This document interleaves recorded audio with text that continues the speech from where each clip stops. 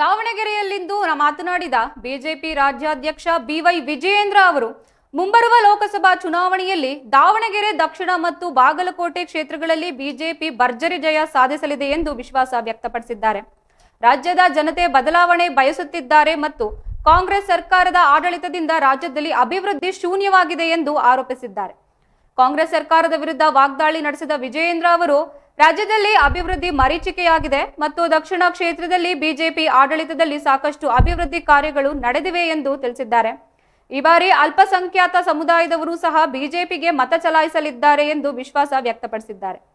ಪ್ರಧಾನಿ ನರೇಂದ್ರ ಮೋದಿ ಅವರ ಆಶಯದಂತೆ ಹಿಂದೂಗಳ ಮತ್ತು ಮುಸ್ಲಿಮರು ದೇಶದ ಅಭಿವೃದ್ಧಿಗಾಗಿ ಒಂದಾಗಿ ಕೆಲಸ ಮಾಡಬೇಕು ಎಂದು ಕರೆ ನೀಡಿದ್ದು, ಮುಖ್ಯಮಂತ್ರಿ ಸಿದ್ದರಾಮಯ್ಯ ದೇವರಾಜ ಅರಸು ಅವರ ದಾಖಲೆಗಳನ್ನು ಮುರಿದಿರಬಹುದು ಮತ್ತು 17 ಬಜೆಟ್ಗಳನ್ನು ಮಂಡಿಸಿರಬಹುದು, ಆದರೆ ಅಭಿವೃದ್ಧಿ ಮಾತ್ರ ಶೂನ್ಯವಾಗಿದೆ ಎಂದು ವಿಜಯೇಂದ್ರ ಟೀಕಿಸಿದ್ದಾರೆ. ರಾಜ್ಯ ಸರ್ಕಾರದ ಆಡಳಿತ ವೈಖರಿಯನ್ನ ತೀವ್ರವಾಗಿ ಖಂಡಿಸಿದ ಮುಂಬರುವ ದಿನಗಳಲ್ಲಿ ನಡೆಯಲಿರುವ ಚುನಾವಣೆಗಳಲ್ಲಿ ಬಿಜೆಪಿ ಉತ್ತಮ ಪ್ರದರ್ಶನ ನೀಡಲಿದೆ ಎಂದು ವಿಶ್ವಾಸ ವ್ಯಕ್ತಪಡಿಸಿದ್ದಾರೆ. 5 ರಾಜ್ಯಗಳ ಚುನಾವಣೆ ಮುಗಿದ ನಂತರ ಹೈಕಮಾಂಡ್ನ ನಿರ್ದೇಶನದಂತೆ ಎಲ್ಲರೂ ಕೆಲಸ ಮಾಡಬೇಕಾಗುತ್ತದೆ ಎಂದು ಇದೇ ವೇಳೆ ತಿಳಿಸಿದ್ದು, ಪಕ್ಷದ ಕಾರ್ಯಕರ್ತರು ಮತ್ತು ಮುಖಂಡರು ಚುನಾವಣೆಗೆ ಸಿದ್ಧರಾಗಬೇಕು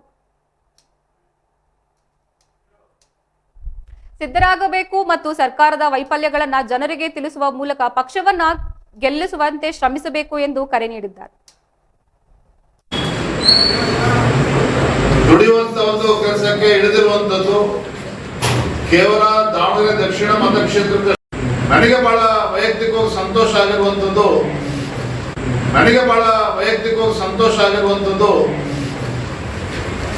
ತಮಗೆ ತಿಳಿದಿರೋ ಹಾಗೆ ಸಾಕಷ್ಟು ಗೊಂದಲಗಳಿದ್ರೂ ಸಹ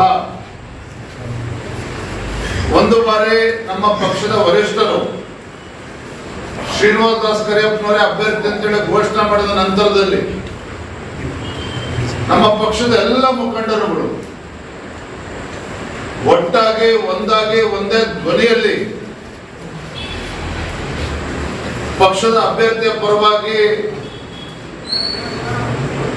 ದುಡಿಯುವಂತ ಒಂದು ಕೆಲಸಕ್ಕೆ ಇಳಿದಿರುವಂತದ್ದು ಕೇವಲ ದಾವಣಗೆರೆ ದಕ್ಷಿಣ ಮತಕ್ಷೇತ್ರಕ್ಕಷ್ಟೇ ಅಲ್ಲ, ಇಡೀ ರಾಜ್ಯಕ್ಕೆ ನಮ್ಮ ಕಾರ್ಯಕರ್ತರ ಮುಖಂಡರ ಒಗ್ಗಟ್ಟು ಇಡೀ ರಾಜ್ಯಕ್ಕೆ ಒಂದು ಒಳ್ಳೆ ಸಂದೇಶವನ್ನ ನೀಡಿದೆ ಅಂತ ಹೇಳಿದಕ್ಕೆ ನಂಗೆ ತುಂಬಾ ಸಂತೋಷ ಆಗ್ತದೆ.